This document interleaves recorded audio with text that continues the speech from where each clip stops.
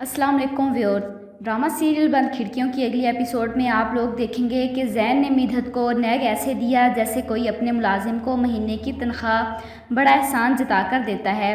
उसे जैन के रवैये से ज़्यादा अपनी सगी बहन की बातों ने दुख दिया।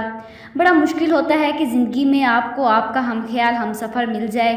मिधत इस लिहाज से सबूई से लाख दर्जे ज़्यादा खुशकिस्मत रही, क्योंकि मोहत जैसा शख्स हर लड़की का आइडियल होता है, लेकिन बाज़ लोग खूबसूरती को ही अपना आइडियल समझते हैं।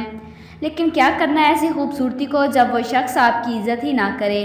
मोहत बहुत प्यार से मिधत को समझाता है कि तुम्हारा ये रवैया सबूई की आने वाली ज़िंदगी के लिए बहुत ही प्रॉब्लम बन सकता है, और इन सब से ज़्यादा बेनियाज सबूई अपनी ज़िंदगी के हसीन लम्हात को जैन के साथ महसूस कर रही है।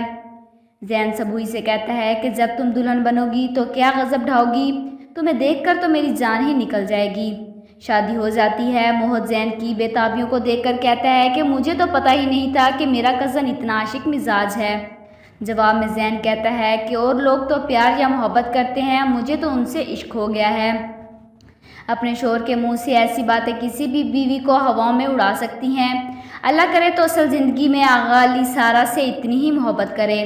लेकिन ड्रामे भी हकीकत पर ही मबनी होते हैं कुछ ऐसे भी शोहर जो अपनी बीवियों को तड़पाकर सुकून महसूस करते हैं। जैन भी सबूई से कहता है कि शादी हो गई है, सब फंक्शन ख़त्म हो गए हैं, अब आखिरी दिन है तुम्हारा, इसलिए बहन भाई या पेंटिंग के शौक़ के लिए अब अगर तुम्हारी ज़िंदगी में कुछ भी होगा तो सिर्फ जैन। सबूई उसकी बातों से खौफजदा हो जाती है। क्या जैन सबूई के साथ अब क्या सलूक करेगा? कमेंट बॉक्स में अपनी राय का इजहार ज़रूर कीजिएगा, और साथ ही साथ मेरे चैनल को भी सब्सक्राइब कीजिएगा। Thanks for watching.